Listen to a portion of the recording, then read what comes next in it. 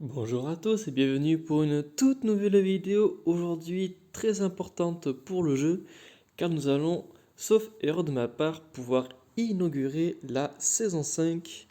Donc ça va être quelque chose de très cool, il va y avoir beaucoup d'informations à digérer donc la vidéo va être longue, tenez-vous bien. On va du coup dans un premier temps parler un peu de la saison 5 en tant que telle, on va l'explorer, on va voir comment sont faites les étapes, comment un peu la dégaine des monstres. Si Internet veut marcher, bien sûr. Et nous allons aussi en même temps du coup présenter tous les héros en question de la saison 5 pour pouvoir avoir une idée de quel dégaine ils ont, quelles sont leurs compétences, leur famille, etc., etc. Donc c'est parti. Là, normalement, il devrait être coopératif. Des fois, il bug un peu. Ah, nickel. Eh ben, en passant un petit tour en GDA, ça fait toujours plaisir. Hop là. Eh ben, déjà, on voit bel et bien comment sont les pièces, donc des pièces de dunes. Ça, on avait déjà vu un petit aperçu juste avant. Hop, ça, on s'en fiche. Wow, ok, Dynastie des dunes, Papyrus, 15 nouveaux héros. Ok, donc on aura du pain sur la planche. Du coup, avant d'aller le voir, bah parfait. Ah, la beauté de la mer. C'est merveilleux de se prélasser au soleil après nos dernières aventures. Oui, le souterrain était un peu trop sombre et humide à mon goût, mais au moins la nourriture était bonne. On dira attends. Chacun a ses goûts, s'imagine, mais les champignons des grottes à tous les repas, très peu pour moi. C'est sûr que si on le présente comme ça. Enfin, tout cela est loin derrière nous à présent. Nous avons beaucoup navigué dans un océan nous sépare du souterrain. Je crois même que nous avons presque atteint notre destination. Terre! Oui, ça doit être Kemet, le royaume des dunes éternelles. Purée. C'est là que notre prochaine aventure va avoir lieu. Dans ce cas, mettons en route. Oui, donc c'est exactement là que je veux cliquer. Merci. Bienvenue à la saison 5. Lancez-vous dans une nouvelle aventure pour percer les mystères de Kemet, le royaume des dunes éternelles. Ok, alors déjà, c'est un peu la dégaine de l'Atlantide, il y a de l'eau partout. Sauf que c'est plus désertique qu'autre chose. On va aller de gauche à droite, en toute logique.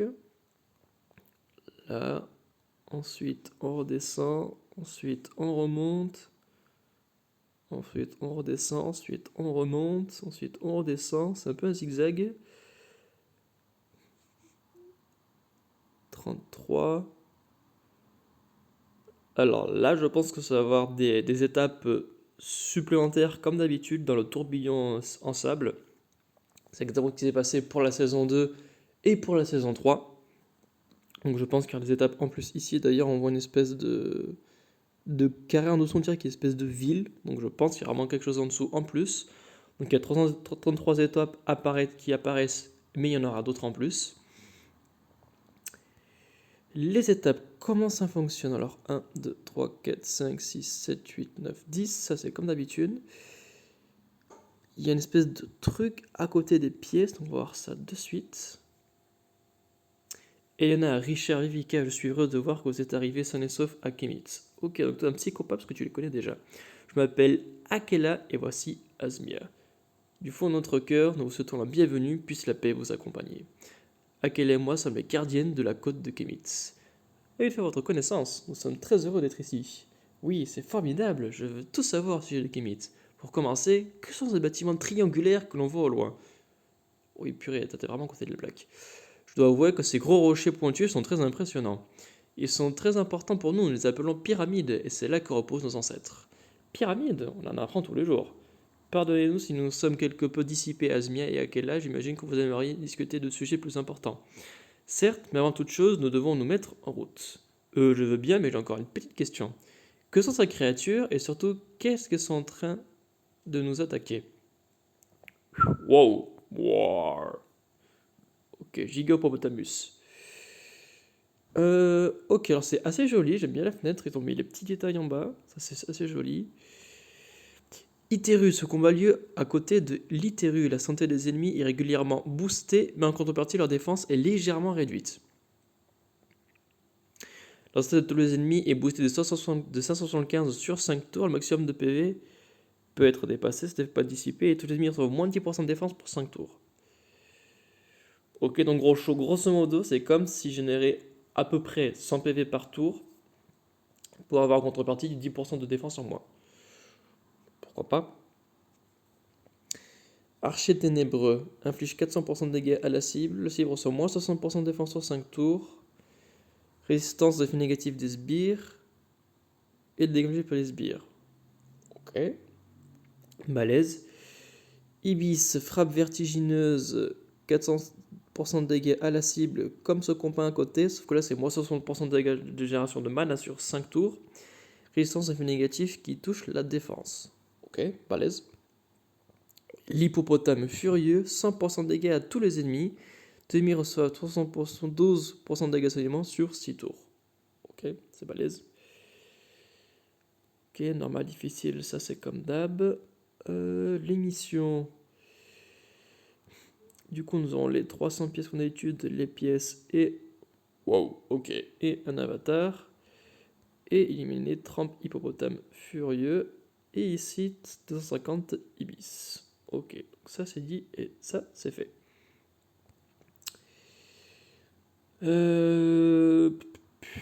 Bah, on va partir sur l'équipe standard. Par contre, il me faudrait en revanche des antidotes. Ouais, c'est ça, il faudrait des antidotes. Par contre, hop, parce que vu les effets négatifs qu'on peut se prendre, je vais pas prendre de risque. Là, ça coûte 6 énergies, comme d'habitude. Alors, on va voir ce qu'il en est. Et puisque vous avez une résistance contre la défense, bah, du coup, bah, vous avez juste un boost de PV.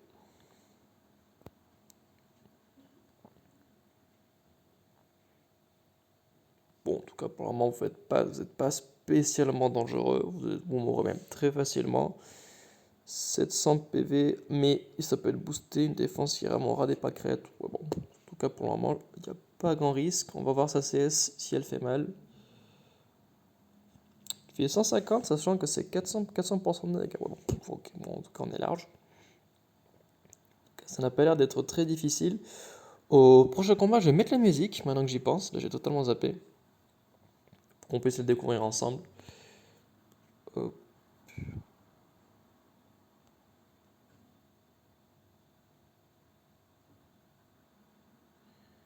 Mais c'est intéressant, c'est vraiment tous les 5 tours que ça s'enclenche. C'est-à-dire que tant que ça va pas repartir à 5, je pense qu'il va pas avoir son boost de défense ni son boost de PV. Si je dis pas de bêtises. Ouais, ça va être ça. On va essayer de ne pas le toucher, laisser en vie exprès pour vérifier la théorie. Hop, hop. Et là, ça partira à 5 et boum, comme par magie. Exactement. Ok, donc ok, ça c'est cool à savoir. Je le one shot, c'est magnifique. Donc, du coup, c'est pas aussi cheaté que ça en a l'air.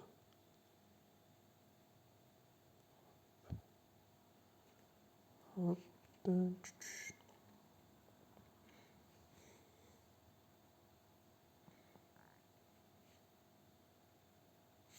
Et totale résistance contre les sbires. Hop, hop, hop. Nickel. Maintenant, on va voir l'hippopotamus. Bon, bah, je pense que l'affaire est déjà réglée. Bon, bah, c'était pas si difficile que ça. Jolie récompense, j'aime bien comment ça s'affichait. Il y a un petit dégradé au fond. Non, c'est joli, ça j'aime bien par contre. L'étape 2, on a eu quelqu'un qui est immunisé contre la réduction de mana direct. Pareil, le mana, et pareil comme mission de manière directe. Toi, tu fais moins 60% d'attaque pour 6 tours. Ça, par contre, ça peut être casse-pied. Toi, tu réduis le mana de 25. Toi, on te connaît. Et toi, moins de 18% de défense sur tout le monde. Ok, c'est pas mal. Hop, on va réactiver la musique.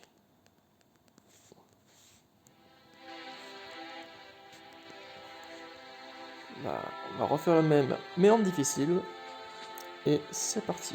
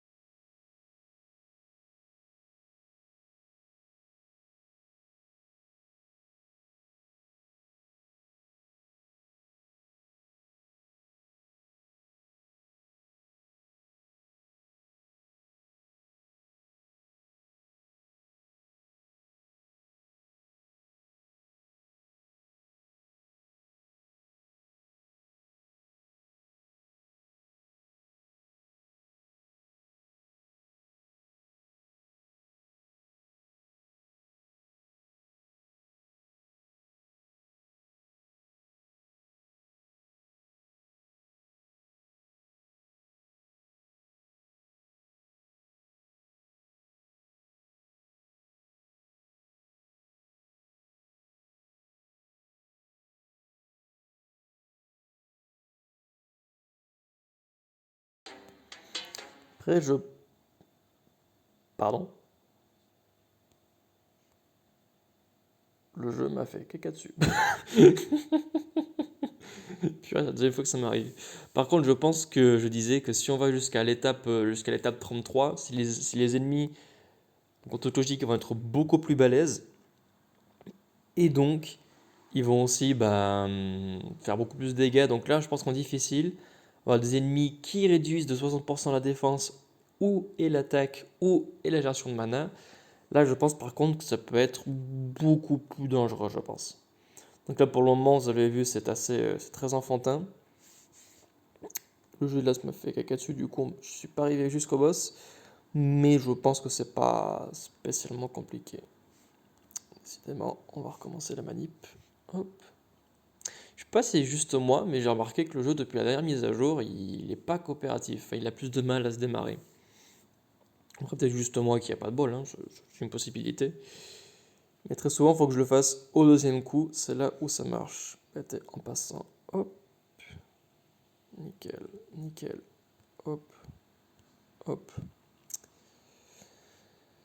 Du coup, hop, j'en étais à là, à là, à là et à là. Donc s'il vous plaît, ne m'empêchez pas de le finir. En plus, ça pour coûter mon énergie comme si rien n'était. De gros chacals.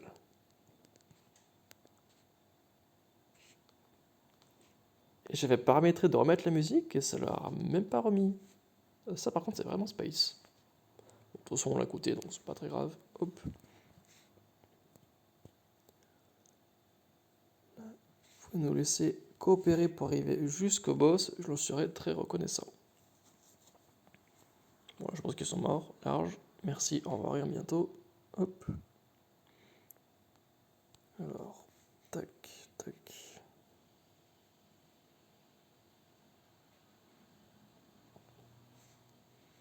Voilà. Une bonne chose de faite. On passe au suivant.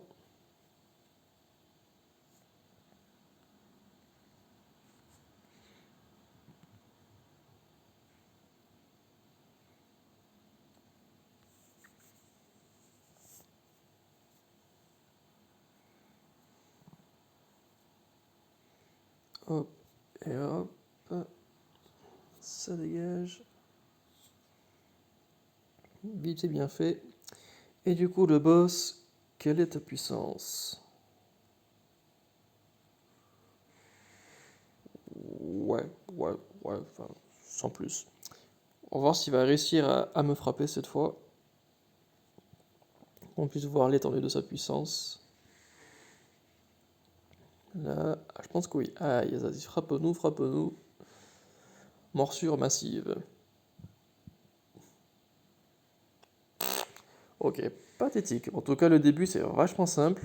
Mais je pense que vers la fin, ça va se corser. La récompense, ouais, sympatoche, ouais, comme d'hab, tac, tac, tac, tac, tac. Un petit plus 5, c'est génial. Ouhouhou, ok. Je pense. Alors, ça, je le sais parce que j'avais une vidéo avant, du coup, je peux déjà vous le dire. Vous devez obtenir deux nouvelles amulettes en terminant cette province. Vous débloquez également un emplacement amulette en terminant cette province. Activer d'amulette détectée. C'est-à-dire qu'une amulette, ici, lorsqu'on va finir une province totale, avoir une amulette, c'est-à-dire qu'on a une bénédiction du style dans le tour de ninja autour des magies. Je referai une story quand j'y reviendrai vers la fin, si jamais c'est un peu confus pour vous. Mais en gros, c'est ça le délire. En gros, c'est ça le délire. À chaque fin de province, vous allez pouvoir débloquer une bénédiction qui va vous suivre tout le long du jeu. Donc ça peut être sympa, c'est vraiment faire une bonne strat. Et voilà. Bah écoutez, la vidéo elle dure déjà 15 minutes, je pense que je vais m'arrêter là. Je vais faire une autre vidéo dans la foulée pour parler des héros. Mais je vais pas trop me mélanger, parce que sinon ça va être une vidéo qui va être quand même assez longue. Donc en tout cas, c'est tout pour parler à proprement dit de la saison 5. On a vu les combats, on a vu la province, on a vu comment elles sont faites, on a vu à combien elle sera longue. Et nous savons donc que nous avons 15 nouveaux héros. Donc surtout, soyez au rendez-vous et venez voir Papyrus Papyros et tous les autres héros légendaires qui nous défilons ici. Nous allons tous vous les présenter un par un. Ne manquez pas le prochain épisode. Je suis toujours envie de faire ça. À très vite.